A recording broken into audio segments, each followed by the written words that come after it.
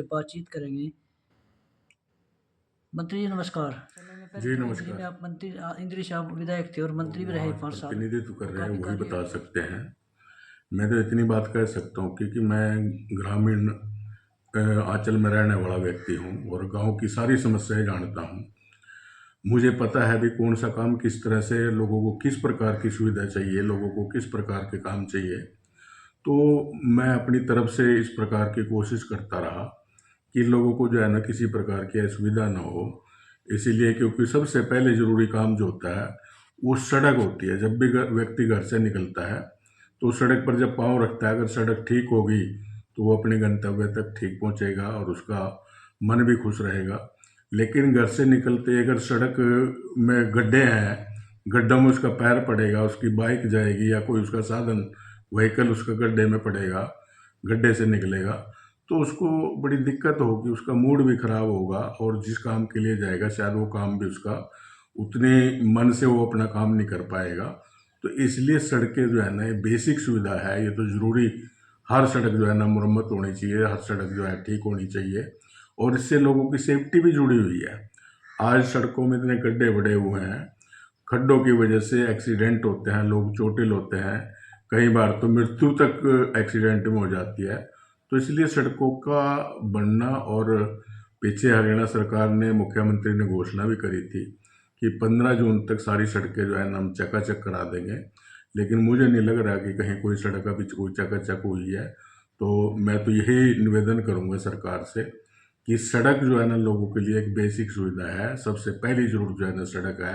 घर से निकलते जो है ना सड़क पर आना पड़ता है, तो सड़कों की मरम्मत जो है ना प्राथमिकता के ऊपर कराई जानी चाहिए। सर आपको इंद्री में यानी कि काम के मामले में कहते हुए उन्होंने बहुत काम किया है, तो अब इंद्री पिछड़ गया है 11 साल से। देखिए, कोई भी व्यक्ति चुनाव लड़ता है और लोग उसको चुनाव कर उसका जो है ना सिलेक्ट करते हैं, लोग उसका चुनाव करते हैं, तो इस उम्मीद के साथ करते हैं कि ये हमारा नुमाइंदा जा करके सरकार में जा करके हमारे काम कराएगा, हमारे हल्के का विकास कराएगा, हमारे इलाके का डेवलपमेंट कराएगा। और व्यक्ति जब बनने के बाद जो है वो इस प्रकार से अपनी एक योजना बनाए कि ताकि हल्के में कौन सी बेसिक समस्या है, सबसे पहले कौन सी ठीक करने के लायक है उसको ठीक करे। लेकिन आमतौर पर इस प्रकार की लापरवाही होती है कि लोग जो है बेचारे खून के आंसू पी करके रह जाते हैं, उनकी उम्मीदों पर प्रतिनिधि जो है, जो जनप्रतिनिधि है, वो खरे नहीं उतरते। तो एक बहुत बड़ा दुर्भाग्य है हमारे देश का।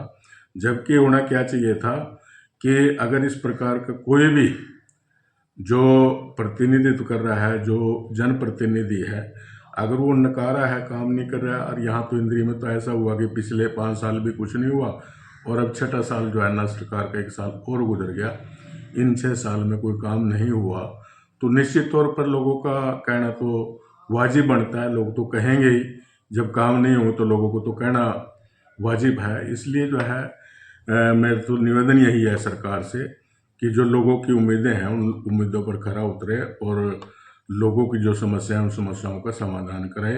चाहे वह डेवलपमेंट के अन्य काम हो, चाहे वह सड़कें हों या और अन्य प्रकार की सुविधाएं हैं, तो इस प्रकार से जो है सरकार को प्राथमिकता के आधार पर ये करनी चाहिए। सर 2024 में 29 में आगे चुनाव होंगे, तो उसके बारे में कुछ कहेंगे? चुनाव लड़ेंगे जी? बिल्कुल, देखिए अब की बार कुछ समस्याएं थी, मैं चुनाव नहीं लड़ पाया। अगली बार मैं 100% चुनाव लड़ूंगा और चुनाव के लिए जो है ना मैं अपनी तैयारी कर रहा हूँ। लोगों से मिलना जुलना, लोगों से निरंतर संपर्क करना, ये मेरा शुरू से स्वभाव है और मैं अब भी जो है ना उसी तरह से लोगों में निरंतर जा रहा हूँ, लोगों से मिल रहा हूँ, लोगों से उनकी दिल की बात जो है ना मैं सुन रहा हूँ।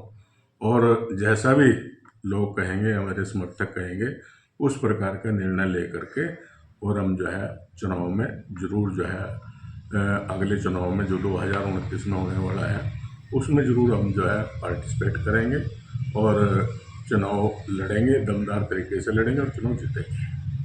सर आजकल आए जो हरियाणा में हमारी कानून व्यवस्था है वो बिल्कुल ही जैसे कि समाप्त के तौर पर है रही।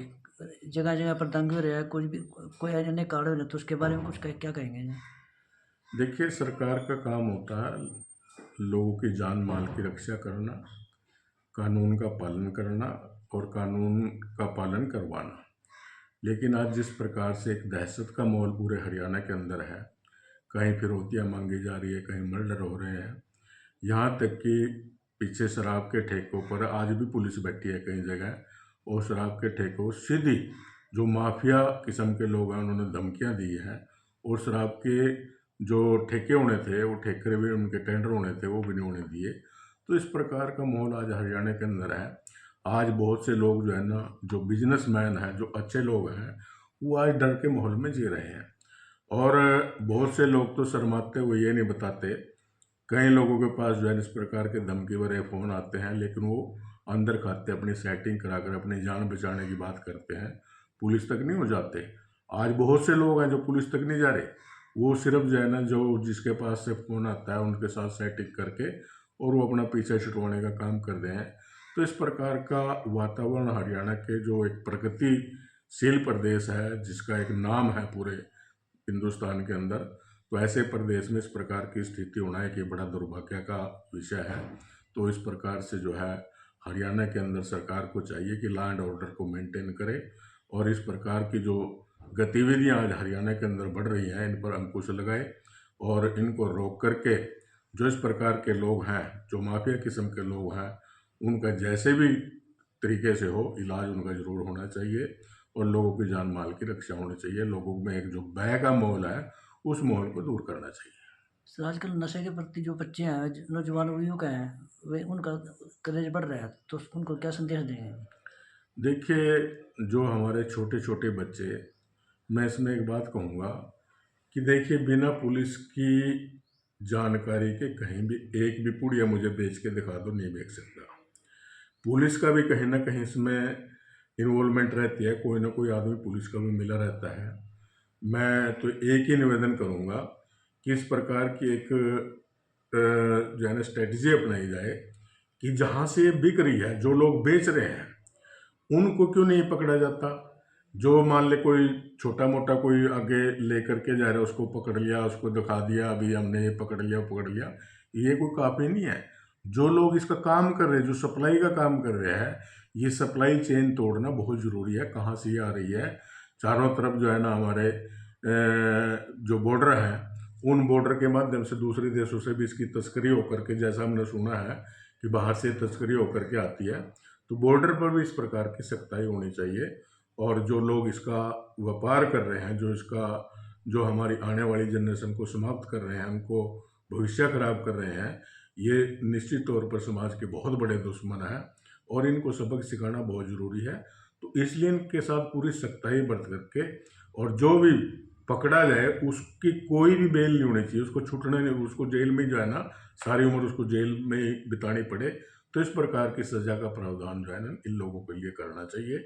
इसके ऊपर जितनी ज़्यादा सख्ताई हो सके, क्योंकि आज समाज के अंदर एक एक बच्चा है सबके पास, और वही बच्चा अगर नशे की उसमें लत में लग गया तो परिवार बर्बाद हो जाता है, सारा का सारा जो है ना परिवार डिस्टर्ब हो जाता है।